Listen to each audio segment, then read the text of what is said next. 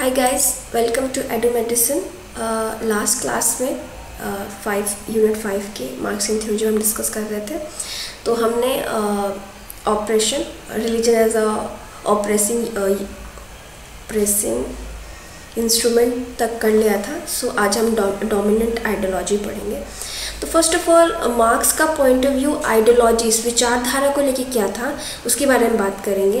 तो जो मार्क्स थे वो विचारधारा के बारे में कहते हैं कि वो एक तरीके से नेगेटिव यानी नकारात्मक होती हैं, सही से उनको प्रस्तुत नहीं किया जाता विचारधाराओं को। वो कई बार हम लोगों को सही तरीके से जो बताना चाहती है वो बता भी नहीं पाती और कई बार विचारधाराओं में विवाद होता है, इसलिए वो विचारधाराओं को सही नहीं मानते हैं। उनकी जो धार्मिक विचारधारा थी, एक और फिलोसोफर थे, जर्मन फिलोसोफर, उनसे काफ़ी इंस्पायर्ड थी जिनका नाम लुडविग एंड्रियास फ्यूरबैक है। होप मैं इनका नाम सही से ले रही हूँ, अगर गलत ले रही हूँ तो प्लीज़ किसी को इनका सही से प्रोनाउंशिएट करने का तरीका कमेंट बॉक्स में लिख के बताइए, बिकॉज मुझे नहीं पता। सो इन्होंने एक बुक लिखी जिसका नाम था द एसेंस ऑफ क्रिश्चियनिटी 1841 में। और इसमें उन्होंने बताया कि जो धर्म होता है वो एक सपने की तरह होता है, उससे ज़्यादा कुछ नहीं होता। जो भगवान है वो अवतारवाद है। तो अवतारवाद को आप समझते हैं ना कि हमने किसी ने भगवान को देखा नहीं है, बट भगवान को अवतार हमने कैसा दिया, इंसानों जैसा। तो बेसिकली उनका भी ये कहना था कि जो हम इंसान होते हैं वो एक तरीके से खुद को क्रिएट कर रहे होते हैं, क्योंकि हमको किसी को नहीं पता कि भगवान कैसे दिखते, पर भगवान इंसान जैसे दिखते हैं। आपने देखा होगा जिन भी रिलीजन में भगवान को बनाया गया है वो इंसान की तरह बनाया गया। तो उसी की बात ये करते हैं, बोलते हैं कि हमने अपने जो आइडियाज़ हैं, जो अपने दिमाग में सोच है, उनमें हमने नेचर को भी इंसान बना दिया। मतलब इस तरीके से वो कहने की बात करते हैं। उसके बाद इनका सबसे इम्पॉर्टेंट है, इस कोट को आप लोग लिख सकते हैं, God is man and man is God. ये हिंदी मीडियम वालों को हिंदी मीडियम की PDF में मिल जाएगा, आप लोग चेक कर लीजिएगा ये क्या है। ये बहुत ही इम्पॉर्टेंट एक तरीके से कोट है कि जो इंसान है, जो भगवान है वो इंसान है और इंसान है वो भगवान है। आप इससे समझ जा रहे हैं कि किस तरीके से इंसान भगवान में खुद को बनाता है। मतलब हम ही लोगों ने तो क्रिएट किया है ना भगवान को ऐसे तो किसी ने देखा नहीं है, चाहे गॉड को, जो भी है। अब हम डिस्कस करेंगे कि जो ये फ्यूरबैक थे उनका कार्ल मार्क्स पे क्या इन्फ्लुएंस था। तो जो कार्ल मार्क्स जो फिलॉसफिकल उनकी अंडरस्टैंडिंग हुई वो इन्हीं से हुई, कार्ल मार्क्स की फ्यूरबैक से। और उनका जो फ्यूरबैक के 2 इम्पॉर्टेंट काम थे, the essence of Christianity and lectures on essence of religion, इनसे भी वो इंस्पायर थे। जहाँ जो ये 2 बुक्स है उसमें वो सेंटर आइडिया उनकी बात करते हैं कि जो ह्यूमन है, super human tendencies of religion are actually involuntary projection of essential attribution of human nature. Basically जो हम वो सुपर नेचुरल भगवान के रूप में जिनको दिखाते हैं वो हमारे ही नेचर होते हैं, जिनको हमने उनमें ड्रॉ किया होता है। तो जो हम भगवान बनाते हैं और जिसकी पूजा करते हैं वो बेसिकली इंसान होता है, जिसको हमने इमेजिन किया होता है, जो एकदम परफेक्ट होता है। हम किसी भी भगवान या किसी भी गॉड का एग्जांपल है तो आपने देखा है उनको कितने परफेक्शन से, वो देखने में काफ़ी खूबसूरत, उसके पास सारी शक्तियाँ, मतलब उसको परफेक्ट दिखाते हैं, लाइक हीरो। तो बेसिकली ये कहने की कोशिश करते हैं कि हम इंसान उनको अवतार देते हैं, हम अपने परफेक्ट रूप को उनके में दिखाने की कोशिश करते हैं। तो जो इनकी 3 आर्गूमेंट थी उनसे जो मार्क्स थे वो बहुत प्रभावित थे। एक तो ये आर्गुमेंट देते हैं कि जो इंसान है वही धर्म बनाता है अपने इमेज को। मतलब मैं मानती हूँ कि भगवान, मतलब मेरी, मान लीजिए कि मैंने किसी धर्म को बनाया तो मैं उसके भगवान को ड्रॉ करूँगी कि एक मैं लड़की हूँ जैसे, तो वो एक औरत है जो काफ़ी खूबसूरत है और बहुत बलशाली है, बिकॉज मैं एक औरत को ऐसे देखना चाहती हूँ। तो मैंने अपनी जो देवी हैं उनको इस तरीके से दर्शाया। ये बात करते हैं। सेकेंड, वो बोलते हैं कि हम लोग रिलीजन पे तभी तक उसके रिलीजन के वो सपने में और वो भ्रम में तभी तक हम लोग हैं जब तक हम रियल वर्ल्ड से दूर है। जिस दिन हम रियल वर्ल्ड की प्रॉब्लम्स में जाग गए तो फिर ये जो धर्म, भगवान, ये सब है, ये ख़त्म हो जाएगा।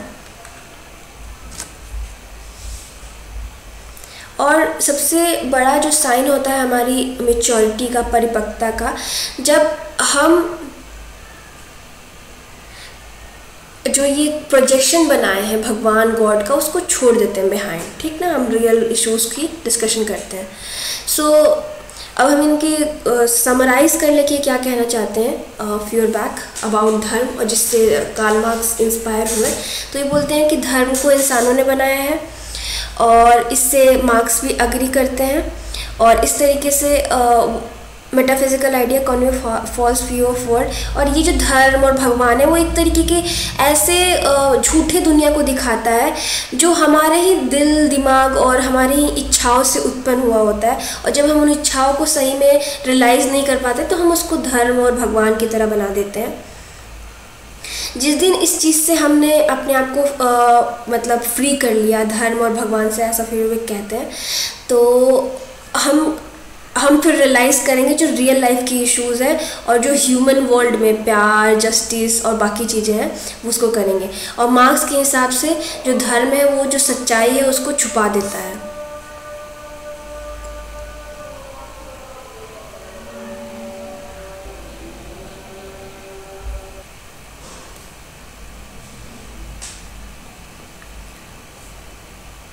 एक सेकेंड, हाँ, टेक्निकल एरर। सो जैसे कि मार्क्स कहते हैं कि रिलीजन है जो असलियत रियलिटी को हमसे छुपाता है, और एक तरीके से हमारे वो पेन किलर वाला अगर आप देख लें एग्जांपल तो आप समझ जाएंगे कि बेसिकली वो दर्द को छुपाता है, दर्द को ठीक करने का तरीका निकालता है। अगेन वही बात हो रही है कि religion ideology conceal the social contradiction and contribution to their reproduction and serve the interest of ruling class.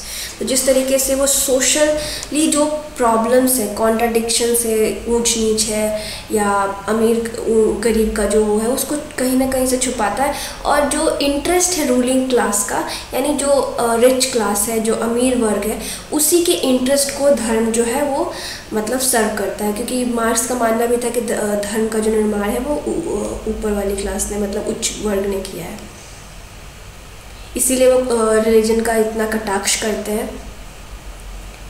मतलब उनका जो एम है वो हमेशा मतलब एकदम से उसी पे धर्म पे नहीं है। वो मानते हैं कि धर्म एक बस सिम्टम है, मतलब बीमारी का एक सिम्टम है, धर्म सब कुछ नहीं है। प्रॉब्लम तो ये ऊंच नीच है, प्रॉब्लम तो ये इकोनॉमी में एक अमीर वर्ग है और गरीब वर्ग का है।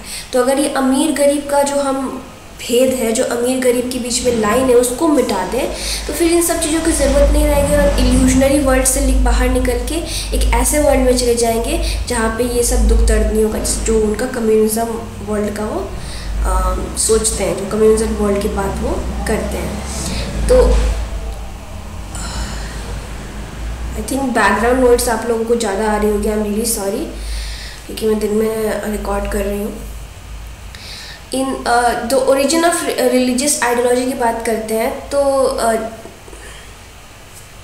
तो मार्क्स का मानना है कि जो डिवीज़न ऑफ लेबर है, जो काम में जो लेबर के बीच में डिवीज़न है, मतलब लेबर के बीच में नहीं, अमीर और गरीब के बेसिकली क्लास डिवीज़न जिसे बोलते हैं, और वो हर समय पे रहा है, वो चाहे एंशियंट टाइम हो, मतलब प्राचीन काल हो, मध्यकाल हो या अभी हो। एक क्लास मतलब राज करता है, दूसरा क्लास सफ़र करता है, दूसरे क्लास को वो करना पड़ता है, मेहनत करनी पड़ती है और शोषण सहना पड़ता है।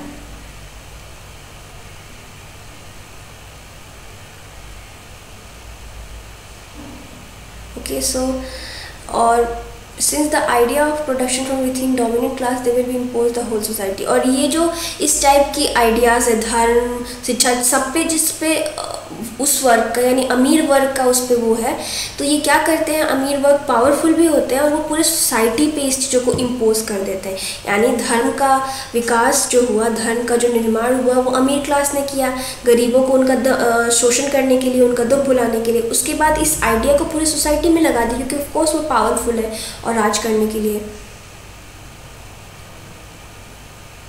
सो ये बात करते हैं। उसके बाद हम religion as a superstructure पढ़ने की कोशिश करेंगे। तो मैं आपको सुपर स्ट्रक्चर पहले समझा देती हूँ। सो ये इमेज देखिए। सो आप देख रहे हैं इकोनॉमी मोड दिखाया जा रहा है यहाँ पे, ये रहा इकोनॉमी मोड। तो यानी इकोनॉमी में क्या बात करते हैं, वो मोड ऑफ प्रोडक्शन की, यानी इकोनॉमी में क्या क्या चीज़ें इन्वॉल्व हैं। लोग इन्वॉल्व हैं, मतलब एक लेबर क्लास, एक मतलब अमीर वर्ग, वो दोनों इकोनॉमी बनाते हैं।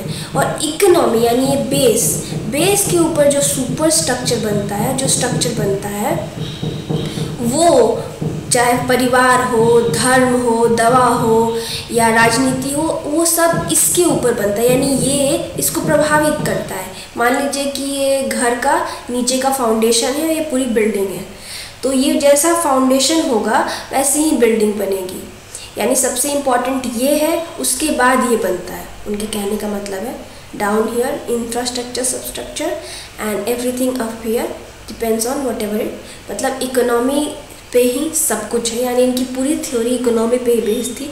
ये मानते हैं कि सब कुछ इकोनॉमी से ही चलता है, उसके अलावा कुछ नहीं, ठीक।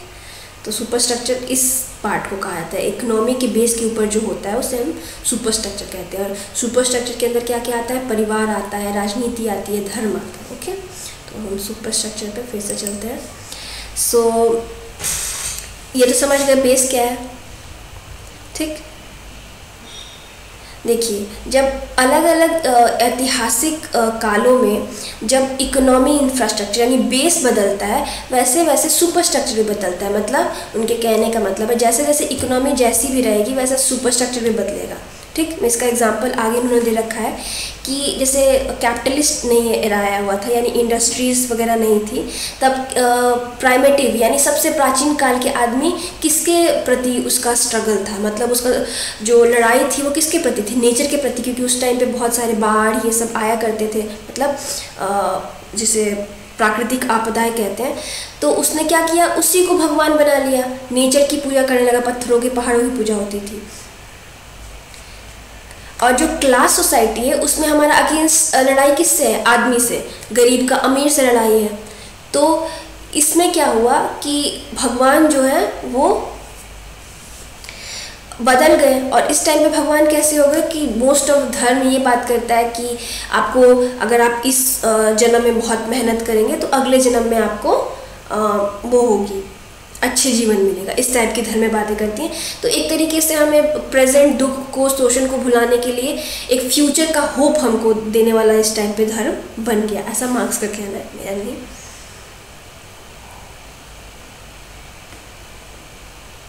और जैसे कि मैंने बताया कि सब कुछ जो सुपर स्ट्रक्चर है वो इकोनॉमी पे ही बेस्ड है। उसके बाद इनका ये एक तरीके का मार्क्स का ये जूविश क्वेश्चन एक उनका बुक है, सॉरी बुक मैं उसे नहीं बोलूँगी, एक तरीके से स्टडी समझ लीजिए, बुक नहीं आई थी। तो इस पे वो बेसिकली एक और जो राइटर है वो है ब्रूनो बियोर्स, उसकी स्टडी को ये क्रिटिसाइज़ करते हैं। तो उनकी स्टडी को क्रिटिसाइज़ करते हैं। तो बेसिकली मैं आपको इस चीज़ को एक्सप्लेन कर देती हूँ कि इग्नू में थोड़ा सा मतलब इसको कंसाइज करके लिखने की कोशिश की गई है तो उसे समझ में नहीं आता। तो यहाँ पे बेसिकली ब्यूरो जो है, ब्रूनो ब्यूरो, वो बोलते हैं कि जो जर्मनी में ज्यूस को साथ हुआ, मतलब वो जर्मनी में फ्री होना चाहते थे और पर्शिया में उनको फ्रीडम, पॉलिटिकल फ्रीडम मिलती है जस्ट बिकॉज कि वो एक पर्टिकुलर कास्ट से पर्टिकुलर रिलीजन से बिलोंग करते हैं। तो वो बोलते हैं कि जो ये ज्यूस है, जस्ट बिकॉज वो कहते हैं कि हम इस धर्म से हैं तो हमको पॉलिटिकल आज़ादी मिलनी चाहिए, लेकिन आज़ाद तो वहाँ पे क्रिश्चियन नहीं है, मतलब ज्यूस जो है यूरोप में थोड़े कम मात्रा में, तो उनकी आज़ादी की बेसिकली यहाँ बात की जा रही है। तो इस बात को जो मार्क्स है क्रिटिसाइज़ करते हैं। बेसिकली जो ब्यूरो होते हैं वो थोड़े हम कह सकते हैं कि लिबरल होते हैं। वो बोलते हैं कि किसी धर्म, जाति, इन सब चीज़ों पे हमें आज़ादी नहीं मिलनी चाहिए, यानी स्टेट इस चीज़ों में मतलब इंटरफेयर ना करे। ये ब्यूरो का कहना है, ब्रूनो का मतलब कहना है कि स्टेट सबको इक्वल राइट्स दे, बिकॉज कि आप एक इस धर्म से बिलोंग करते हैं, उस धर्म से आपको स्पेशल राइट्स नहीं मिलने चाहिए। वहीं यहाँ पे कार्ल मार्क्स कहते हैं कि जो धर्म है वो हर किसी का पर्सनल मैटर है, ठीक है, उसमें स्टेट को तो नहीं करना चाहिए इंटरफेयर, लेकिन जस्ट बिकॉज कि कोई private matter and state has no right to other than issue, वो बोलते हैं कि स्टेट को कोई भी धार्मिक मुद्दों में पड़ना ही नहीं चाहिए, स्टेट को अलग रहना चाहिए। और वो बताते हैं कि जो पॉलिटिकल इमेंसिपेशन यानी राजनीतिक तरह से आप फ्री होना और मतलब ह्यूमन मानवता तौर पे फ्री होने में डिफरेंस है, मतलब मुक्त होने में डिफरेंस है। मान लीजिए कि आप राजनीतिक इमेंसिपेशन यानी आपको राजनीतिक राइट्स मिल गए, वो ज़्यादातर वो बताते हैं कि वो बुर्जुआजी स्टेट में होता है। अमेरिका का एग्जांपल वो दिए हैं, बिल्स ऑफ राइट में सबको राइट्स मिले हैं, राइट टू वोट, राइट मतलब सबको इक्वली मिले हैं। लेकिन ये काफ़ी नहीं है बिकॉज क्योंकि ये लिंक्ड है प्राइवेट प्रॉपर्टी से, इन सब चीज़ों से। वो बोलते हैं कि जो मान लीजिए कि हमने उनको ज्यूस को पॉलिटिकल राइट्स दे दिया, सिविल राइट्स दे दिया, तो वो और जो वहाँ पे मतलब ज़्यादा क्रिश्चियंस हैं उनके बराबर उनको इक्वल राइट्स हो जाएंगे। लेकिन ह्यूमन राइट का मतलब ये है कि हम जो दूरी है या जो उनके बीच में भेदभाव है ज्यूइश और नॉन ज्यूइश यानी क्रिश्चियंस के बीच में, उसको ही हम हटा दें, मतलब वो ह्यूमन इमेंसिपेशन होगा। यानी मतलब कोई ऊंच नीच रहे ही नहीं, कोई दूरी कोई कुछ रहे नहीं।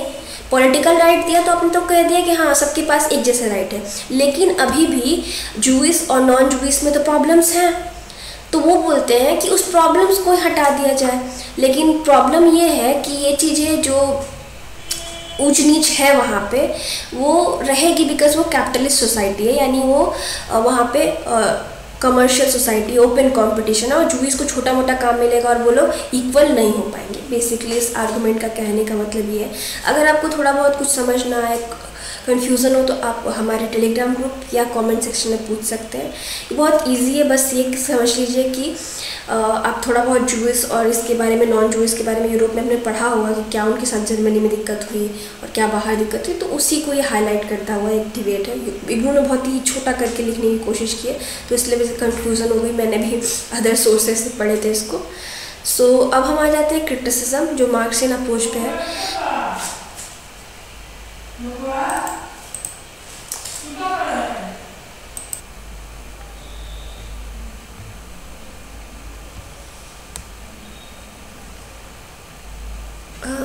सो गाइज अब हम क्रिटिसिज्म पे ध्यान देते हैं। सो क्रिटिसिज्म में बेसिकली 3 क्रिटिसिज्म मेजरली किया गया है, 3 नहीं 2 में बोलूँ तो, और 3 मान लीजिए आप।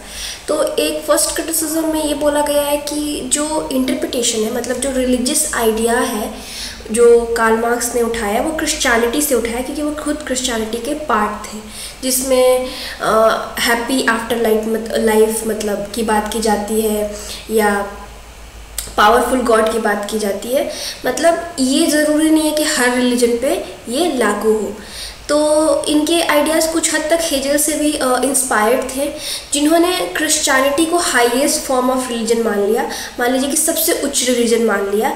तो उन्होंने सोचा कि इस पे अगर हम थ्योरी बना देंगे तो अदर जो छोटे मोटे रिलीजन है, जो लेसर रिलीजन है, उन पे भी वो लागू हो जाएगा।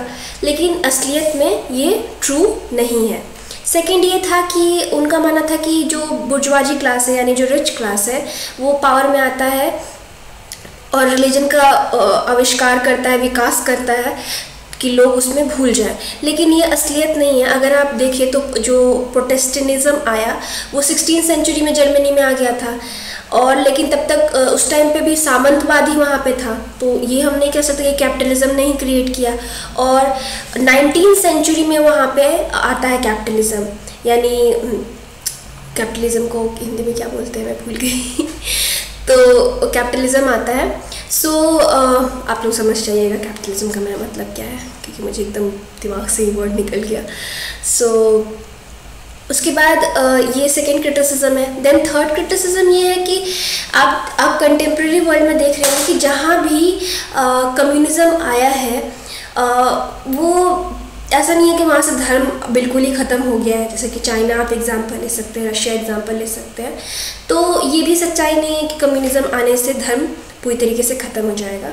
सो ये 3 मेजर क्रिटिसिज्म थे मार्क्सिज्म की 3 आलोचनाएं थी मेजर। उसके बाद मैं जो अपना रिलीजन वाला वो बना रही हूँ यूनिट, मतलब रिलीजन वाले जो अपने मैं टॉपिक्स क्लियर कर रही हूँ, बेसिकली वो मैं चाह रही हूँ कि जल्दी से जल्दी क्लियर हो जाए सारे बिफोर द एग्ज़ाम 2021 का।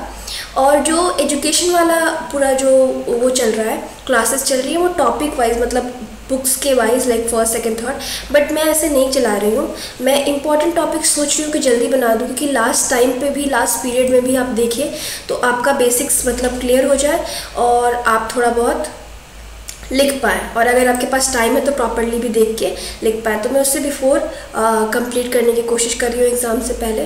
प्लीज़ आप लोग सपोर्ट करिए, लाइक करिए, सब्सक्राइब करिए और शेयर करिए अपने फेलो स्टूडेंट्स से, तो हमारी बहुत हेल्प होगी। Thank you so much.